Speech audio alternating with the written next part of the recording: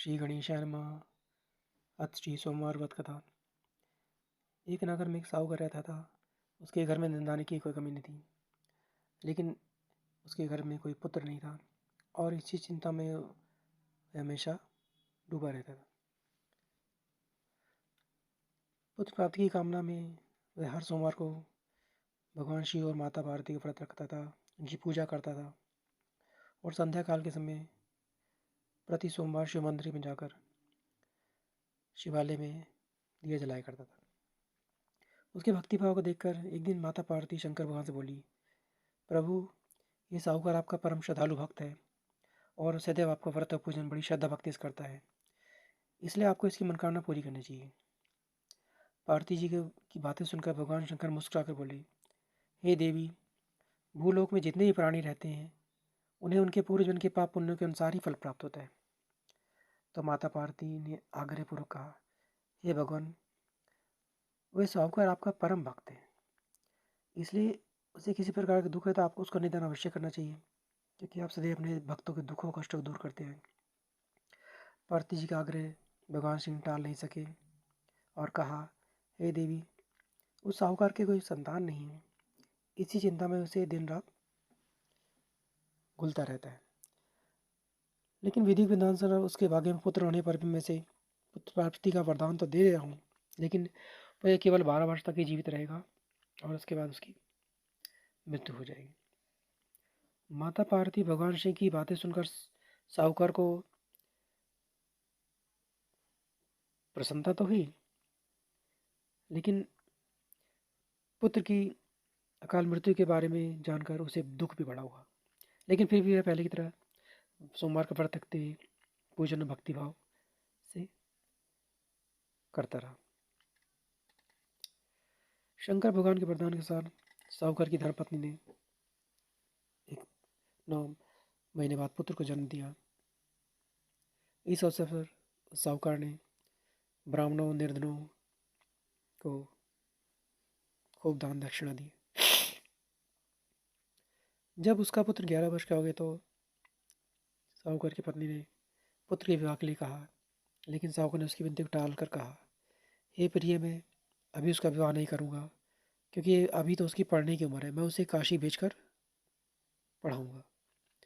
साहूकार की बातें सुनकर उसकी पत्नी को दुख हुआ, लेकिन उसने विरोध नहीं किया। तो साहूकार ने अपने साले को बुलाकर कहा, तुम अपने भांजे को पढ़ने के लिए काशी ले जाओ और जिस भी नगर में रुको वहाँ यज्ञ और ब्राह्मणों को भोजन कराना, फिर उसके बाद ही आगे पढ़ना। इस कार्य के लिए साहूकार ने अपने साले को बहुत सा धन प्रदान किया और दोनों मामा भांजा काशी के लिए प्रस्थान करके निकले। यात्रा करते हुए रास्ते में दोनों एक नगर पहुंचे। वहाँ के राजा की बेटी का विवाह था, इस कारण नगर को बड़ा दुल्हन की तरह सजाया गया था। एक विशाल मैदान में बहुत बड़ा पंडाल लगा था जहाँ बारात को ठहराया गया था। दोनों मामा भांजा भी बारात देखने के लिए वहाँ गए। उस समय वहाँ के दूल्हे के पिता ने साहूकार के सुंदर के बेटे को देखा और अपने एक नौकर को भेजकर दोनों को अपने पंडाल में बुलवाया। वह राजा अपनी जिस बेटे की बारात लेकर राजकुमारी से विवाह के लिए आया था, तो उसका बेटा एक आंख से काना था।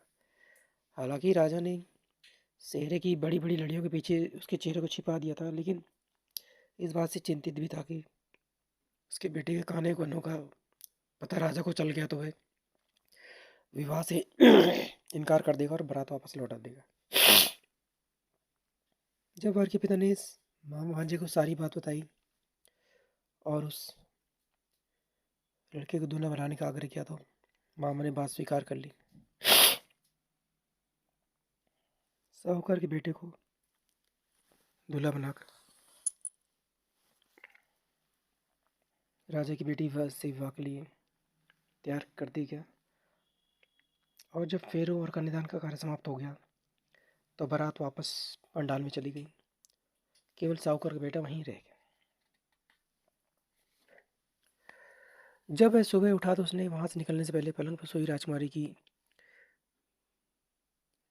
चुंदड़ी पर एक कागज़ पे लिख कर छोड़ दिया कि तुम्हारा विवाह तो राजकुमारी मेरे साथ हुआ, लेकिन अब जिस दूल्हे के साथ तुम्हें विदा करेंगे वह एक आंख से काना है और मैं तो उच्च शिक्षा के लिए काशी जा रहा हूँ।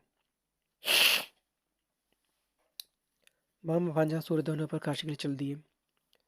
और इधर जब राजकुमारी सुबह सोकर उठी तो उसने अपनी चुंदरी पर लगे कागज़ को जल्दी से खोला और पढ़ने के बाद उसे बड़ी चिंता हुई। उसने उसी समय अपने पिता को सारी बात बताई और कहा कि पिताजी, वही साहूकार का पुत्र ही मेरा पति है जिसके साथ मेरे फेरे हुए थे। यह बात जानकर राजा बड़ा क्रोधित हुआ। उसने दूसरे राजा के लड़के को राजकुमारी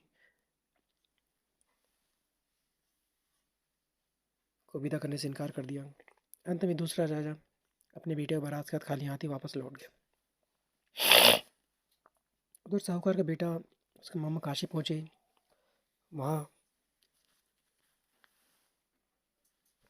मामा ने यज्ञ करना आरंभ किया और उसके भांजे ने विद्या अध्ययन करना शुरू किया। जब लड़की की आयु 12 वर्ष की हुई तो उसकी मृत्यु का समय नज़दीक आ गया। उसके मामा को उसकी मृत्यु के बारे में कुछ भी नहीं पता था। वह एक बहुत बड़े यज्ञ का आयोजन कर रहा था और यज्ञ चल रहा था कि लड़के ने मामा से कहा, मामा जी मेरी तबीयत कुछ ख़राब हो रही है, आप यज्ञ पूरा पूरा कराइए, मैं कुछ देर आराम करता हूँ। इस प्रकार कर कहकर लड़का अपने शयन कक्ष में जाकर लेट गया। शंकर भगवान के वरदान के अनुसार शैया पर उसकी मृत्यु हो गई। बीच में यज्ञ के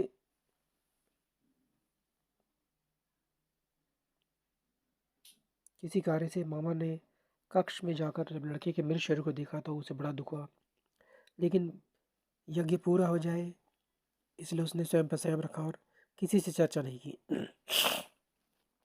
यज्ञ पूरा होने पर उसने ब्राह्मणों को दान दक्षिणा देकर विदा किया और फिर रोना पीटना शुरू किया।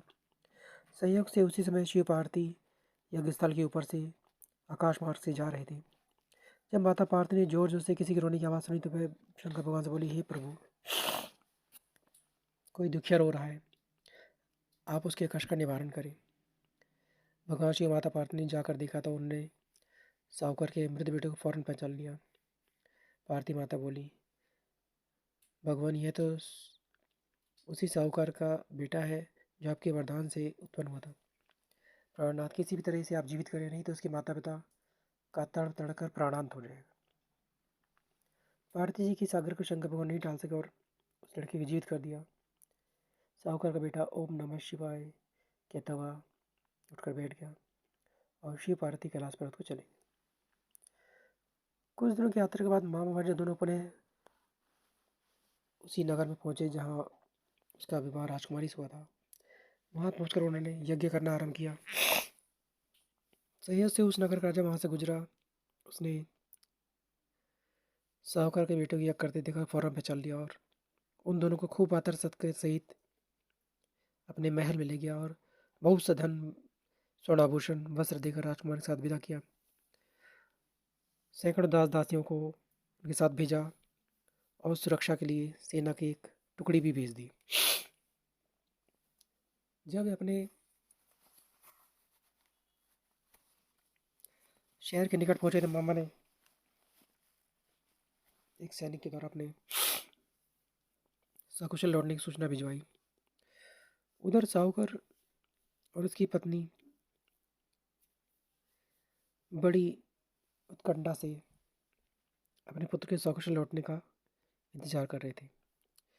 जब मामा के सैनिक ने आकर समाचार दिया कि उनका पुत्र सकुशल लौट आया है और साथ में मामा जी भी हैं, तो एक आके विश्वास नहीं हुआ। लेकिन जब सैनिक ने शपथ लेकर दोबारा कहा तो वह अपनी पत्नी और अन्य सगे संबंधियों के साथ नगरीय द्वार पहुंचे और गाजे बाजे के साथ बेटे